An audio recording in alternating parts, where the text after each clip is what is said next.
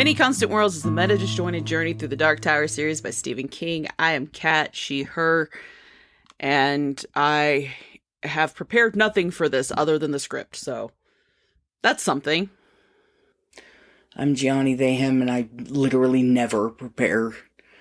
Like, I know every time that I have an ending thing that I need to do, and it just occurred to me as you mentioned preparing that I didn't even do that like usual. Well, I mean, at least you're consistent, right? Yeah, I'm consistently underprepared. Well, you know what? This show has a level of improv to it. Whether or not we're good at it. Entirely. You know, I think that's what makes this still something we can enjoy doing. It's not totally soul-sucking. We enjoy doing it. I enjoy doing it. I guess if you don't, you can stop. I guess the door is right behind me. Literally. No, I just don't like this book. That's fair. That's fair. You know what? Let's tell the people why, because we fully support trigger warnings and taking care of your mental health. So here are the warnings for this book and thus this episode.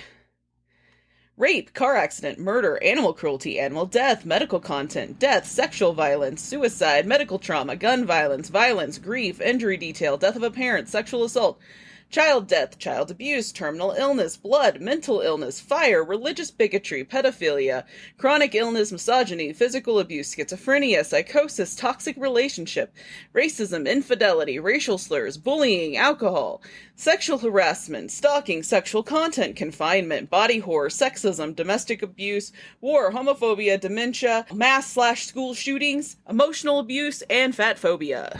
I feel like I have to dissociate sometimes during the trigger warnings because sometimes the trigger warnings are so long and so detailed they're triggering. You know what? That's fair. Or maybe I'm just kind of a pussy. That's fine. It's all good. These episodes, as we've talked about many times, come out we are in the past to when you're hearing this. And the world is just triggering right now, though the very public breakup that's happening right now is like we are eating. Oh yeah. We are being fed. We have the best of tea. And we are vibing.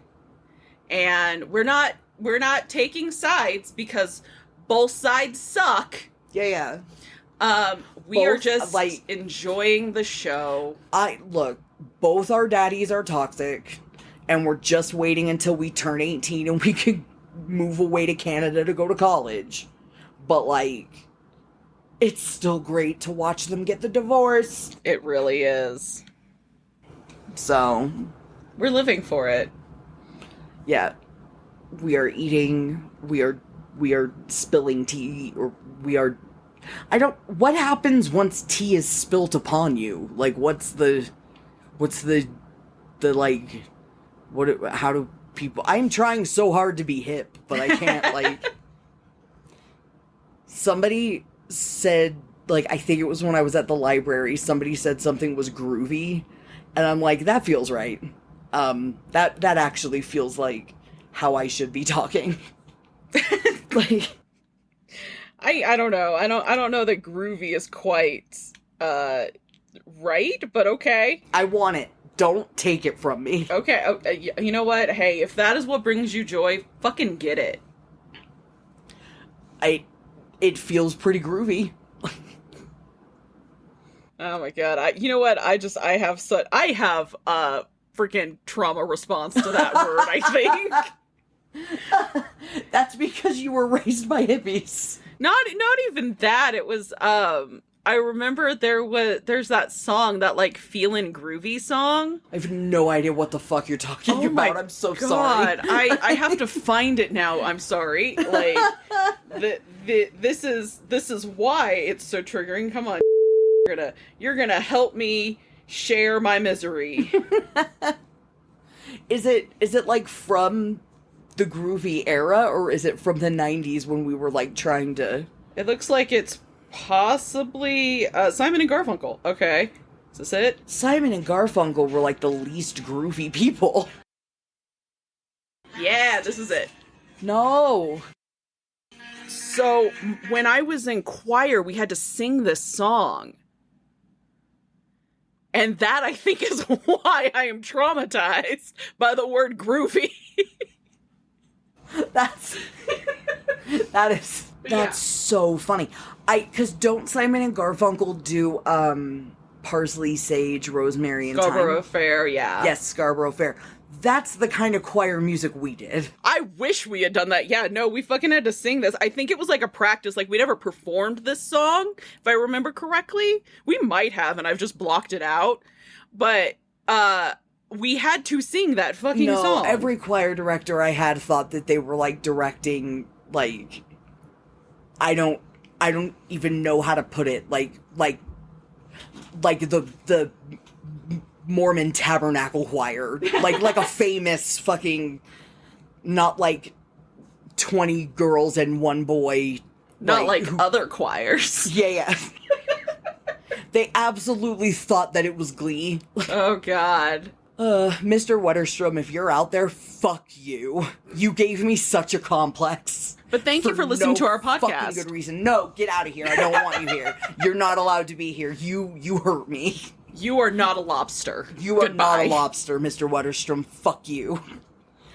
Like, I don't mean to have like a hot take, and I realize I shouldn't call you out by name, but I am. You gave me a complex in middle school. You were weird. You were just as weird as the teacher from Glee. You picked favorites in a really weird way. Get the fuck out. That's Mr. Wetterstrom, who taught choir and band in the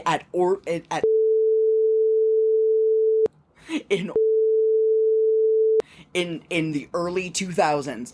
I'm not saying that he like did the molest or anything. I don't think that. He just played like mean girl politics. So, lobsters, I believe the official enemies of the podcast list was just born. Feeling groovy. And it's been Mr. What is name? Wetterstrom. I don't remember his first name. Okay. If I ever knew it. What's worse is I can't remember the name of my choir teachers at like a high school or my second high school or in college, but I remember his fucking name. Okay. That's how bad you want to talk about trauma. That's how bad it was. Clearly. So yes, like, and no, you want to talk about enemies? We've already had a list. Like, Elon Musk has already been at the top of the list. I mean, technically, yes, you are correct. There has been an enemies of the podcast hosts for a long time, but we've never like gotten so hardcore that we were handing out where to find them possibly. Oh no, I want to be clear, like, I don't mean like go find. I mean like avoid. I don't mean go you're not find. Trying to dox them. No. Gotcha. No, I mean like avoid this person. Don't ever be in this. Don't. God, no. Oh, Jesus Christ, no. No. Okay. Like avoid like the plague. And like maybe pass around the information to like avoid and maybe call him a mean girl if you see him, or like that is the most doxing I would ever say to do. But don't ever, like, I don't mean, dear God, no. Yeah, I didn't think that through. I don't mean dox. Like, I don't mean to find this person. I mean, this is where they are, to never be near them. Gotcha. Okay. You know what? Let's get on with this podcast and stop avoiding talking about the rest of the Dead Zone. Do this every time we're at the end of a book. I know. Like, you get so fatigued reading a book. Like, seriously. Reading it this way, yeah. So we read part 2 through the end of the Dead Zone, which included part 3. Reading this shit faster. Look, some of these books just got to be a little thinner then, but, you know, it's Stephen King, man. And you know what? We'll get to that. We'll get to that. So part 2 of the Dead Zone begins with Johnny having found a job tutoring a rich kid so that he can successfully pass his SATs and get into a good college. The kid is regarded as a good student but seems to struggle with reading. Meanwhile, Stilson is working on his rise to power. He is coming for anyone who speaks against him, which is part of why this book is really hard to read right now in the timeline that we are unfortunately living through. Does he also have a very public divorce with his, I mean, no, him and his Nazi friends don't seem to get to have a public divorce, so... Well, I mean, this was before Twitter, so... That's true. Even people who are speaking out against Stilson anonymously, he's finding out who they are, threatening them to the point that everybody is doing the, well, someone else will stop him, right? I've got too much to lose. I guess probably finding out who they are and where they are, similarly to shouting their name and where they worked in the early 2000s. Want him shunned. Like, shunned, not shot. Yeah, yes! Shunned, not shot. Shunned, not shot. Like, can we... Like, as Americans, can we just start, like, I don't even want shaming. Like, just more shunning, less shooting. But you can walk through saying, shun, shun, shun. Yes. Because, you know, people chanting's kind of fun. Yeah. Anywho, so because it is campaigning season, Johnny does end up meeting Jimmy Carter, shaking his hand and learning that Carter will become president. Johnny also starts to become obsessed with Stilson. As a result, when the groundskeeper of the Chatsworth, that's the family he's working for, tells Johnny that his citizenship class will be going to see Stilson speak, Johnny considers going but decides he's not going to do that because it's probably not a good idea for him. But then somehow the universe... Decision. What was that? I said, what a healthy decision. Oh yeah, but the universe said no. Johnny tried to do the right thing, and he spaced out, missed his exit, and went right for the fucking speech. So, of course, shaking Stilson's hand is not a pleasant experience. To be fair, it's never described as a pleasant experience when anybody, like, touches Johnny and, like, gets a flash. Yeah. Oh, like, I just thought it wouldn't have been a pleasant experience whether you have a shine or not. I mean, there's that too. But the way it's, like, described as Johnny is, like, getting older is it's almost like when people touch him, they know that he's, like, peeked inside of them somehow or some shit. Because they all kind of, like, recoil and don't look like they never want to touch him again, basically. When you stare into the abyss stares back. Exactly. And now Johnny is the abyss. Ugh. So, you know, it's sort of like pushing daisies and how he, like, revived his girlfriend and then could never touch her again. Lee Pace is a treasure. He truly is. We need way more Lee Pace in this world. Anyways. That's someone else that they've been talking about being a star in. Or Raphael. I would be fine with either. Yeah. I just that came to me in a flash. I'm sorry. But anyways, so basically he sees that Stilson is going to win, and it's like shit's gonna be bad down the line. So it makes Johnny's obsession with Stilson get even worse. The groundskeeper, who I'm gonna try and say his name, but I don't actually know how this is pronounced. Go. I believe he's supposed to be a Vietnamese immigrant. How's it spelled? NGO. I think different people pronounce it different ways. It can be like no, go, go, like okay. Yeah, but I But I the know groundskeeper. Yeah. I can't, I'm not certain how this name is supposed to be pronounced, but I'm trying to honor the fact that he has a name. He discusses not like Stilson. all those people who don't. Yeah, well, and all the people that I didn't bother to distinguish. Because really, the Chatsworths have all three have names and play a pretty big part in part 2 and 3, but, well, mostly part 2. But in reality, I struggled. Look, I got through this book for you lobsters. I did my best. And I don't think that had I paid closer attention to this book, that I would have been able to finish it. Detaching with love worked really well for me. But anyway, so they discuss Stilson, he and Johnny do, and he tells Johnny the story from back home about a laughing tiger. And we've already talked a bit about like how tigers play into Stephen King shit. So he tells him a story about this laughing tiger, and what he ends up ultimately coming to the conclusion of is that Stilson is all tiger, not a laughing one. He's just a ferocious douchebag. And that's not fair to tigers. Because he also talks about like how in his village, like I think there was somebody's responsibility for like clearing out this tiger trap or something, or maybe that's part of the story. Again, I had to detach with love. Okay, it was not on purpose. Basically, they agree. Stilson equals bad news. Johnny starts talking about writing a book based around the idea of, if you had a time machine, do you go back in time and kill Hitler? Because he is really struggling with the foreknowledge that he is holding about Stilson, and it's making him feel guilty for not doing anything about it. He also presents this idea to other people and gets their responses. Two people very clearly say that they'd kill Hitler. No ifs, ands, or buts. One of them, like, very just aggressively is like, no, I'd shove this knife in his back. Another one says, like, well, yeah, I'd kill him. Like, that would be the right thing to do. Because if I were to think about all the people that he's going to hurt, I have a responsibility to them. Yeah. And one person said that they would not kill him.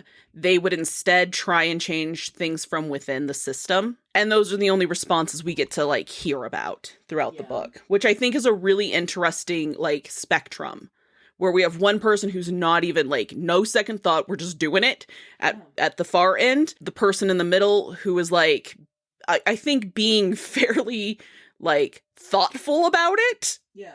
And then the other person who's overthinking it. At least that's how I would say. Because, I mean, again, we're going back to the idea of, well, surely someone will stop him. Yeah. And that's just, no. If everybody thinks that way, look at where we are. Eventually, his student does graduate, and Johnny has convinced his dad to send his son to Stovington Prep, Jack's old haunt where he beat a student.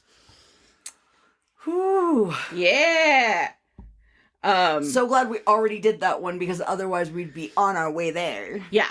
Yeah, we've already been there, so yay, we've seen the Overlook. So the kid does graduate, and his family is throwing a party, and there's going to be an actual grad party in the evening that day as well.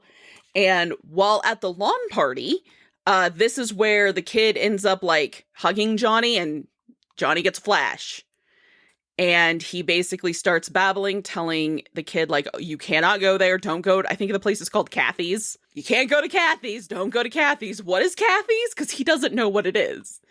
And the people at the party are getting a little freaked out, and so the dad and the kid, like, usher Johnny inside, and he tells them basically what he has seen. And the dad had checked into Johnny, and he knows about like what had happened with Frank Dodd and all of the press when he first came out of the coma. Like, this man is aware of it. And so he's like, okay, look, I don't believe in, like, future knowledge, future seeing, basically. I don't believe in psychics. But what if we go to the place, we talk to them, see about, like, what their setup is, maybe try and convince them to close down? Would that at least make you feel more comfortable? And Johnny's like, okay, yeah, sure, whatever, we'll go. They go, they try to talk to the manager or owner of this place, who is like, absolutely not. This is a big ticket night. I'm already, like, if I close down, I will be fucked financially for this. Yeah, it's graduation night. Yeah. Like, and Johnny is trying to tell him, look, your building is going to get struck by lightning. It's going to burn down, and a whole lot of teenagers are going to die. The guy does not believe it, obviously. Why would like, and so the dad tries to ask, like, okay, do you at least have, like, lightning rods set up? The dude says, yeah, some insurance dude came through here like a year ago and made me set it up. Oh, fuck. So they go outside, and as they're leaving, because they're finally given up, the dad looks at the building, and there is not a single lightning rod on this building. And he does say that, like, the kid stops and is like, hey, what's up? And he's like, there's not a single one up there. And he basically tells his son, okay, why don't you try and convince as many kids in your class as possible to come here tonight for a party here instead? Open bar, because apparently they could legally drink. Oh, yeah. So they changed the drinking age at one point to, like, 18, and then they changed it again in the 80s. Either they changed it and changed it again, or the drinking age just used to be 18, and then they changed it to 21, and I want to say, like, 89-ish? I could be wrong about what year it was, but I'm not wrong about the decade. It was the 80s, so... Okay. Yes, they could legally drink. That makes so much more sense, because they had been talking about going to this restaurant and, like, there was going to be a bar, but they were going to have to pay for it. So the perk of going to the Chatworth's house was open bar. Yeah, and it wasn't it's a state thing. Yeah. So that it was just the last state to hold out finally did it in the 80s, I want to say. There might, unless there's still a state that there's some places that it's like 19, but... I could be wrong. And I will say, this information is brought to you by Reddit, so, by, like, other... I'm sorry, that's Dr. Reddit to you? You're right. The people on Reddit didn't spend all those years pretending to go to medical school, law school, professor school, They didn't. They don't need this kind of disrespect and doubt in their work. Yeah. Okay? They are professionals. Yes, they are professional pretending. They are... Yeah, like, I can't even make a good joke out of it.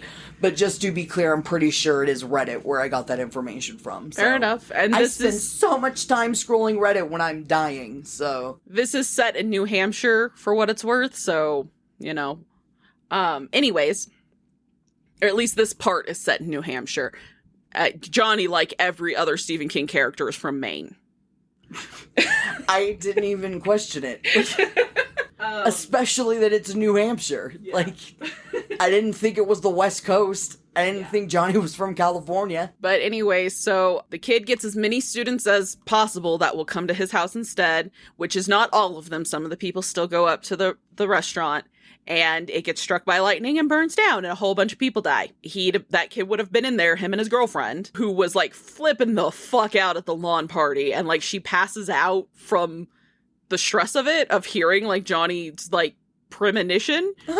Anyways, so... Well, she has a delicate feminine... Oh, yeah, no, she cannot handle the things... Oh my gosh, also, the, like, what was it they said about, the chick in Salem's Lot? Oh, that she hadn't had enough, like, life experience to be beautiful yet? Yeah, there's a vague shade of that kind of quote in this about the girlfriend. Like, no, she is going to be beautiful eventually. Some kind of shit like that. Not yet. Yes. She's too... I can't... So I have thought long and hard about this, and I feel like That's what she said. It's not what she... Like, what she said was, I wished it was long and hard. But no, like, I think it's meant to be a poetic way of saying, like, she's too young for me, man. I like MILFs. Like, I legitimately think it's, like an anti-pedo statement. Yeah. It just really doesn't work. It doesn't work for me, anyways, as that. It comes across as creepier. Yes, it does. But I think it's meant to be, like, she is too young to have, like, that, like, she is still pretty because she's too youthful. And once she's grown, she might be, like, beautiful. But when you add in the idea of, like, we gotta beat her a little bit first. Like, she's gotta get some trauma in there. Like, I understand that we're trying... I found the actual quote. Yeah. Behind her glasses, a cool and elegant beauty was waiting to come out. Oh, no, so that's not even that she was too young. It's that she has glasses. So this is a she's all that situation. I mean, or the sexy librarian. No. This sounds like a she's all that situation. She has a ponytail and glasses. and maybe some paint on her overalls. We need Chris Evans to come in. We do need Chris Evans. Yeah.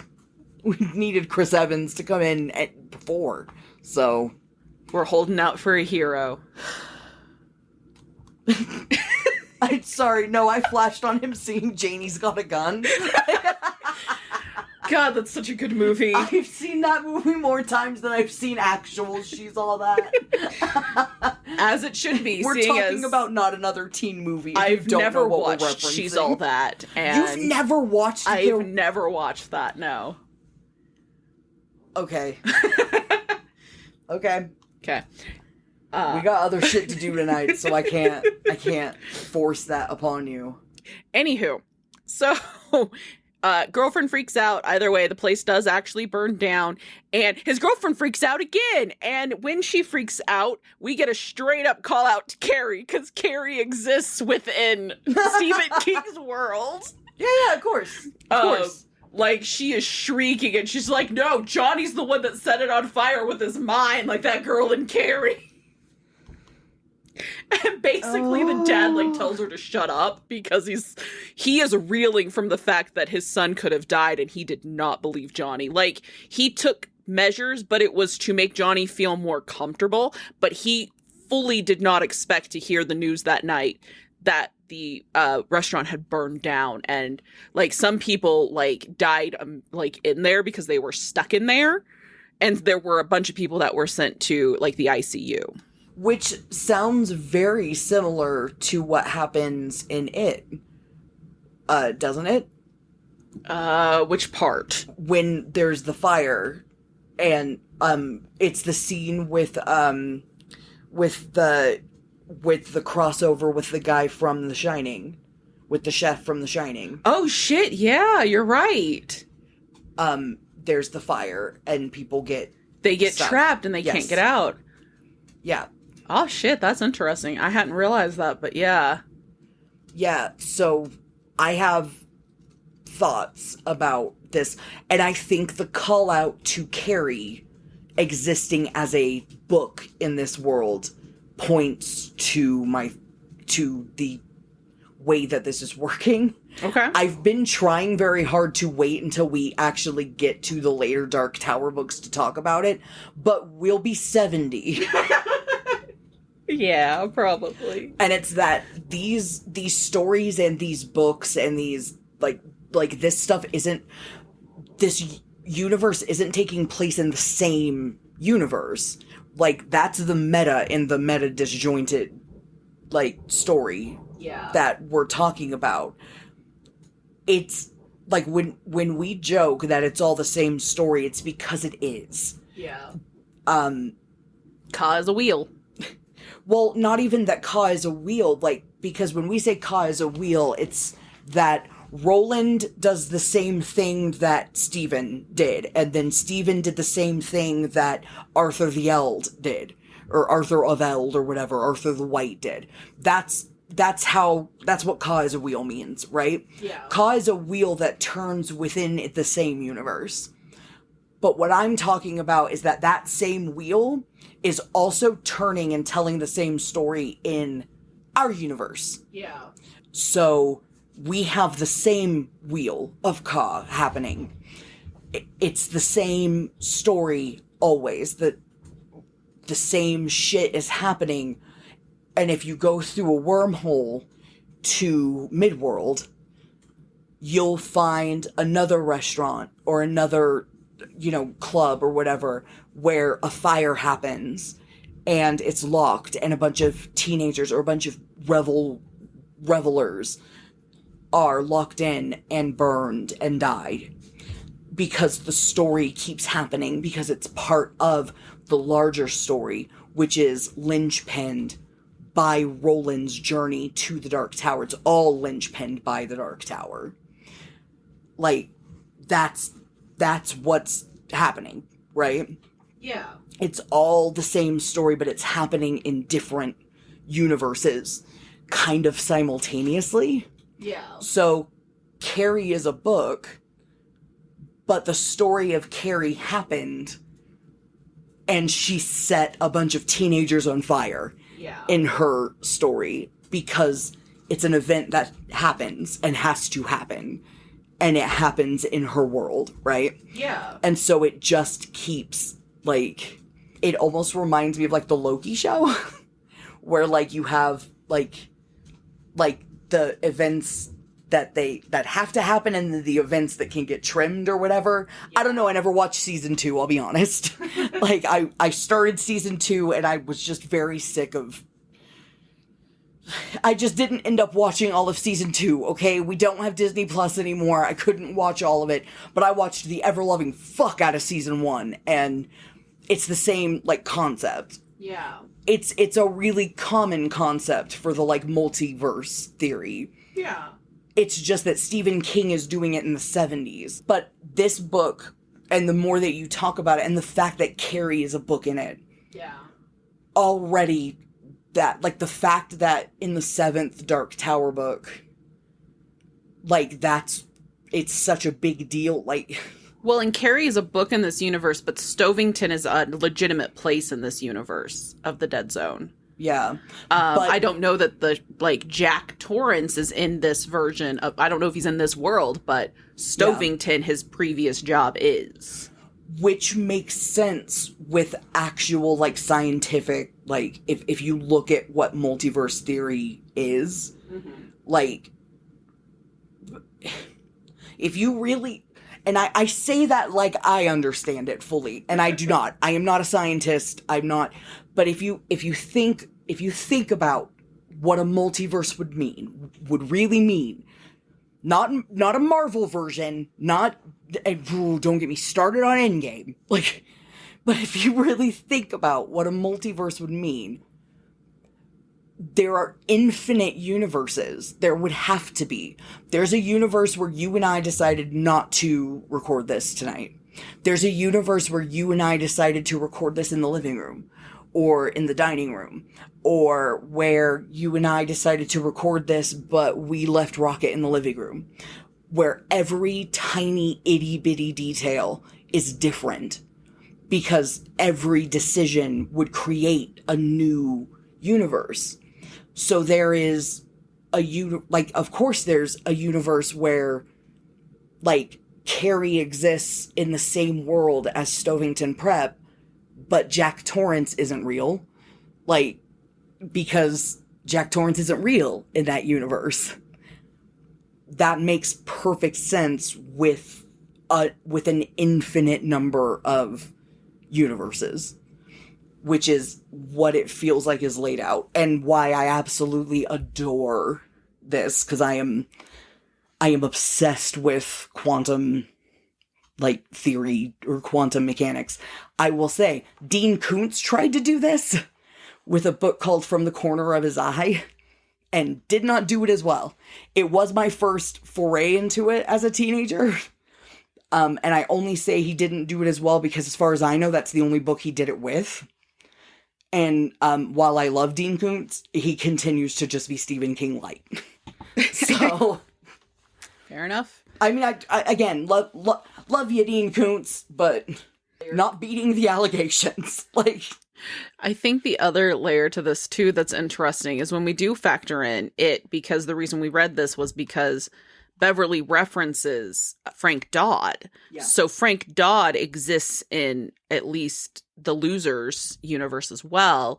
Does Johnny? We don't know, because she doesn't specify how Frank Dodd got caught. She just mentions Frank Dodd's actions and his name. It's gonna really depend, like... Is it Keystone Earth, or does it take place in, like, which Earth does it take place in? Because and that will make much more sense once we get to those Dark Tower books. You know what it means now that Carrie has been mentioned, but we will talk about that later as well. Yeah. But for anybody who has watched Supernatural and is familiar with Chuck from Supernatural, and that he was kind of a quote-unquote prophet, who I think later he became God and it was a whole thing, but in the first few seasons of Supernatural, when he was just writing Dean and Sam's story and it kind of flowed out of him, and he had no choice in the matter, I think that will look very familiar to what we see of Stephen King later in the Dark Tower books. Just because we keep talking about it, and now books that he's written are showing up in his books, that concept, which other writers I think have also, I mean, the fact that it shows up in Supernatural, it's not new. No. And I think many writers feel like they are compelled to write what they write. But that idea that, like, this is coming into my head not of my own free will, like, isn't new. But that will... Yeah, that could also be why Carrie exists in this world. And then he writes this book. And then he'll go on to write Jack Torrance's story about what happens because Stovington Prep comes up. And maybe all of the books exist. Like, who knows? We might find that. I don't know. I know my mom always says, oh, it might be Dean Koontz's books, now that I mentioned him, that, like, Nora Roberts comes up. Like, her books come up a lot. But I think it's Stephen King. Yeah. That her books also exist within this world, so... After all of this happens, Johnny basically freaks out and he takes off. Everyone assumes it's because of all the press and how crazy stuff gets, but really he is struggling with the weight of the foreknowledge about Stilson and what Greg Stilson's rise to power actually means. So he begins obsessively collecting more and more information about Stilson, which means we, the reader, also get to learn more through the course of this. There's a chapter about it, how he got in trouble as a kid, and he totally had a boy mom who always took his side. His dad died when he was a child as well. And he gradually, he eventually becomes a rainmaker through Jesus. And oh no. He, it's stated in the book, it's not clear exactly what fucking thing was on his side through this, but legitimately he would tell people oh, I can make it rain, and then rain would happen. And because it's during a time when shit is really bad and they desperately need rain in Oklahoma, it's exactly what people start to believe about him. He does eventually move on from that, especially after his mom dies, and he moves on to other scams like politics. Ultimately, Johnny finally makes the call to stop him after learning that he has a tumor, and while surgery is an option, Johnny refuses and instead takes that as the sign that he needs to just move up his timeline, because he was going to wait until closer to 92, which is when Stilson was going to be elected president and essentially trigger us into World War III. But when he finds out about the tumor, he's like, you know what? We're not going to do surgery. I am just going to do this and stop waiting. He was getting letters from his dad, begging him to come home. He was getting letters from the Chatsworth, and he responded to the kid a little bit while he's going to Stovington. But he was not really communicating, it seems with everybody, which part 3 is composed of these letters. So that's how you find out some of this information about why Johnny suddenly goes and just does this, because it just says in part 2, and then something changed basically, so he had to do it sooner. But it doesn't tell you what. You find out from reading the letters in part 3 why he ultimately made this choice. So Johnny goes to where Stilson is going to be speaking, because he is still running for various elections, working his way up to the presidency. And so he's holding an event. He still has his Nazi bikers as his bodyguards. So he hides. He's got a gun. He tries to shoot Stilson. He is terrible at it. He fails to actually hit him. But Stilson is freaking out, and Johnny just keeps firing. He keeps trying to hit him. So basically what ends up happening is Stilson trying to escape and his Nazi bodyguards trying to track down Johnny. Stilson grabs a child to use as a shield, which does not land well. Somebody gets a picture of that and goes off running. The Nazi bikers try to get to Johnny first, and they he dies. Johnny dies. This is Johnny's last stand. He gets shot and he dies. He keeps trying as he's dying to still hit Stillson. Like, he is going down fighting, trying to take this man out, because he feels like this is the thing his mom was talking about. Like, God had a plan for him, and this must be it to stop Greg Stillson. So they end up killing him. Stillson happens to come upstairs as Johnny is dying, and Johnny grabs his ankle, and he sees that he has changed it. He's changed what was going to happen, and he dies peacefully at that point. And Stillson sends the Nazi bikers to go track down the dude who got the picture, because he cannot let it get out. But they do not catch him, and then part 3 comes up, and that's when you learn the background of, like, all of the communications. Because Johnny had also sent letters, like, final letters to people of, like, this is why I just did what I did. Because obviously, after he's dead, he's going to be high press. Yeah. And through this chapter, you also get little tidbits between the letters of basically, it's like the Stillson Committee, some shit like that, because they're going over what happened there.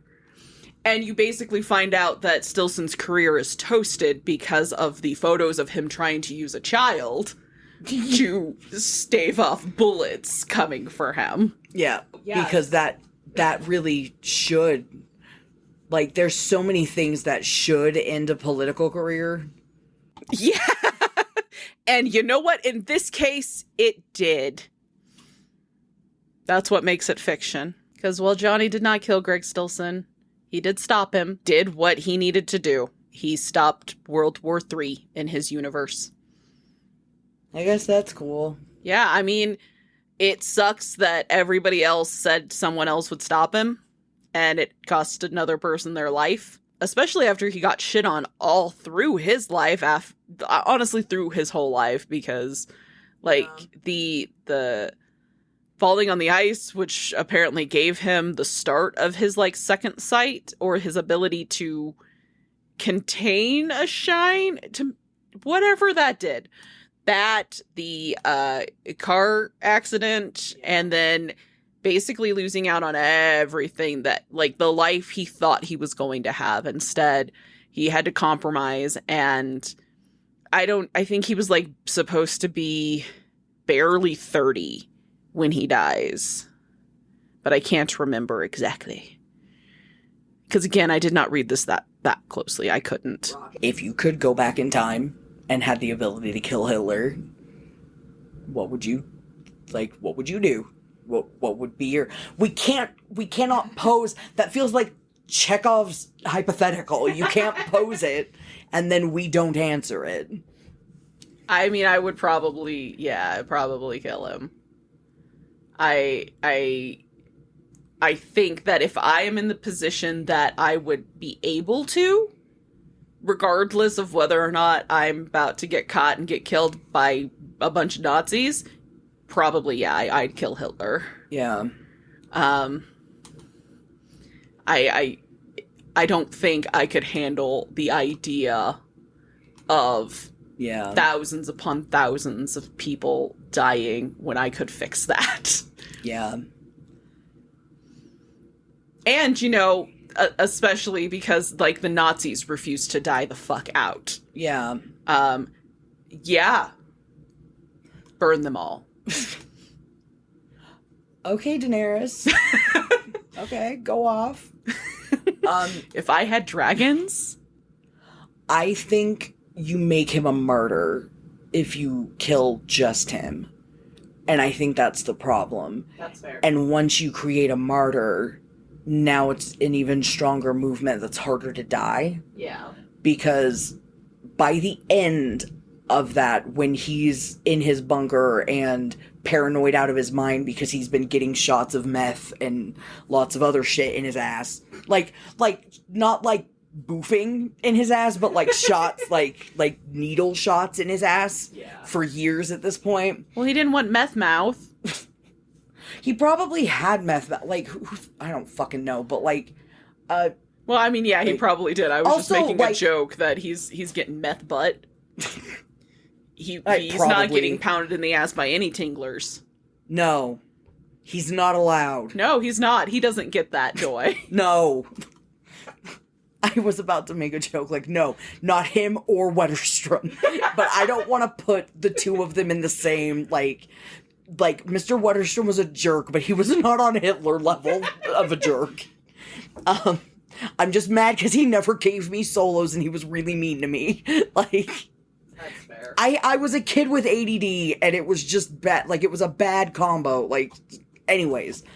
No, like, I think if the question is that I can only kill Hitler, I probably would, but in reality, you're doing it for revenge for something that you know already happened. I mean, it's something that is going to happen because you've gone back in time, but it's not something that, like, it is a vengeance thing. It's not a thing that you're preventing because it's not gonna prevent anything, yeah. Right? He has underlings, he has people around him who are gonna still carry out shit. But if I can kill other people around him, you take out his propagandist. You take out the person who was responsible for putting the camps into place. Hitler was almost fucking useless, or at least that's my understanding. He was the face. Yeah. He was the dude who corralled everybody, but, like, he wasn't. Yeah, you know, I think about it of, like, I would do it before he took that much power. I'm just killing a person. If I could go back and kill him, like, as a baby, yeah, sure. Because, yes, I know what comes next. And no, I would not have a moment of hesitation. I guess then it depends on how much control we have over the time machine. Does the time machine only go to a specific point? Or do we get to select when we're going to so we can control what age Hitler is? I mean, at that point, go back and, like, just make sure he gets into art school. Like, if you don't want to commit a murder, but if you can go back and smother him in the crib. Well, and also, like, if you still get to keep your time machine, if you get him into art school and he does still go off and do what he does, can you go back again and try and fix your mistake? Yeah. I mean, is it only the one chance? But I mean, the other thing is when you're talking about that,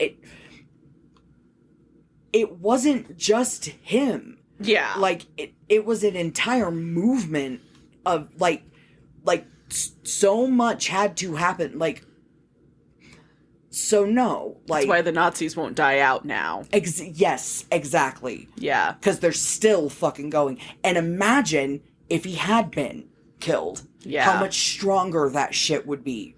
Because what I was gonna say, like, as you were talking about, like, as Johnny's going for Stilson and trying to take him out, like a failed assassination attempt will put somebody in office. Because we just fucking watched it happen. Yeah, pretty much. Well, and, you know, I made my joke a few months ago about Hinckley missing. Yes, exactly. So, no, like, yes, I think if anybody ever had the chance, I can see why your knee-jerk would be, kill Hitler. But, like, no, there are absolutely some points in history where if you went back and you killed Hitler and you did it the wrong way, you are actually going to make shit so much fucking worse. So much fucking worse. So. And I think that's what's really interesting because this book is like you had talked about it before about, like, power. Yeah. And its theme throughout, like, the Dark Tower. And this book it's another story of that. And I mean, it's like you said, all the stories are the same, which is not untrue because if you look at everything that we've read, all of them have actually been about power dynamics in maybe different presentations, but honestly the same way. It's not a bad book. It is good. It's just really hard to read right now. I think maybe if I read it like even 10 years ago, before 2016 happened, I think I probably could have enjoyed it, short of the fact that I was maybe a little young to enjoy it. Just because I wasn't, my reading taste had not evolved yet. It's a hard read, but it is interesting because I did enjoy the fact that Johnny's struggle is like, I know what's going to happen, and I'm the only one who knows what's going to happen. And I know how bad it's going to be. And I can tell people, oh, it's going to be bad. And especially after the fire thing, there are definitely people who would believe me. But I can't convince everybody. And I can't make them stop following this dude who presents himself as, like, their friend. Yeah. Because still, since big gimmick is he wears, like, a blue hard hat or something. Oh, my God. Like, yeah. He's like, no, I'm one of the people. I'm just like you, you know? Yeah. And he knows, like, I'm never going to be able to convince people to stop following him, and murder is my choice. Which is a choice. But I have to say, like, I think the more charitable take, and maybe where I find a sense of optimism out of this, is that, sure, like 10, 15 years ago, maybe it would have been easier to read, but at the same time, we would have been looking at Bush, at Bush Jr. Yeah. And 10, 15 years before that, it was Bush Sr. and Reagan. Yeah. And, because, like, you made the joke about Hinckley. That is the story. The story is the politics of the time. Yeah. Ka is a wheel. The cycle continues. Yeah. And we've made it through. We've made it through before, and we will make it through again. Yeah, people are very resilient. It's not, and people are not just very resilient, but people find a way to thrive. And look how far we've come. Yeah. Look at the things that we have accomplished. Look at the people that we have thrown out on their fucking ass. Because we as a people, and I would say, like, as an American and as somebody who grew up very patriotic and honestly still, for all the shit I talk, who feels very patriotic, Americans do not put up with a lot of bullshit. Yeah. And won't put up with a lot of bullshit. And I just, yeah, it feels a little bleak, but at the same time, there is something very optimistic to me that this was written like 40, 50 years ago. Yeah. At this point, and it mirrors what's happening today, but things got so much better. Yeah. Things are going to get so much better again, and it's going to happen even faster because we have TikTok and we have YouTube Shorts, and Gen Z are going to rip these people apart, and they already are. Yeah. There is no, if you use a child as a shield, there is no running people down to get rid of the picture. That shit is being live. It's on Facebook Live or whatever the fuck. Yeah. People see it as it happens. And we already know. And I just, yeah, but it's also kind of easy for me to say because I didn't have to read it. So. Well, and like I said, I mean, it's good. It's an interesting story about power and in general, like the people who crave it and they want to abuse it because really they can't handle it, and the people who have it and also can't really handle it. Yeah, and kind of what they also decide to do with it, because Johnny, I think it's interesting that he has real power. He has a real power, and people shy away from him. Yeah. The way that they do. He has to give up everything that he wants out of his life, and his life sucks. Yeah. In order to use and utilize his power to help people. Yeah. And he ends up dying young. And because, as we know, only the good die young. Yep. So last time, appropriately so, we pulled the Ten of Wands, which is a sign of burden and responsibility. And as we just discussed, Johnny had quite the burden to deal with. We have pulled the Sun, which we've had before, and I have described in great detail. There's like a naked baby on a horse with a flag and a giant sun and a bunch of sunflowers. So, wasn't very hard to describe because I'm familiar with this card. We've pulled it like 40 fucking times. The sun is a sign of optimism, success, and good health. It often corresponds to a successful accomplishment and the good feelings that come from it. If one is going through a difficult time, it is a sign that things are about to get better. The sun encourages our good energy with others. I'm pretty sure the sun is a massive incandescent gas.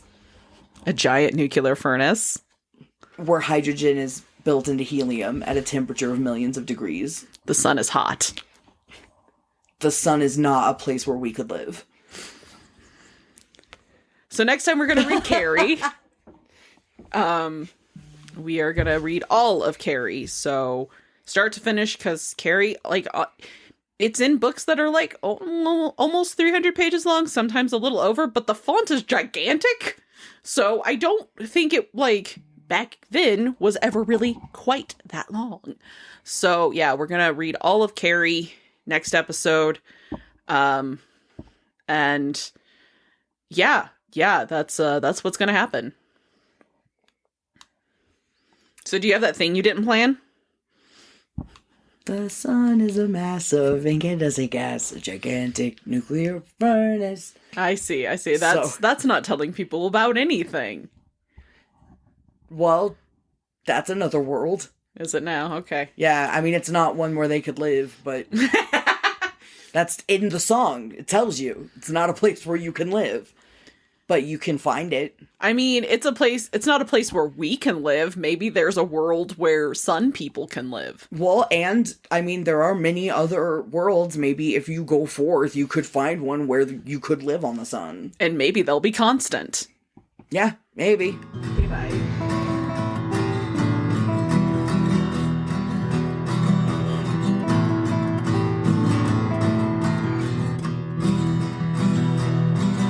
Hey lobsters, if you just can't get enough of us or want to see the shenanigans of Minnie and Connie the Mini Constant Lobsters, you can follow us on Blue Sky or check out our Patreon. On Patreon, you can follow us for free and get access to all of our movie watch throughs, you know, in case you really wanted to know what it was like to have us in the room with you, really wishing we'd be quiet so you could watch the damn movie. Okay, bye.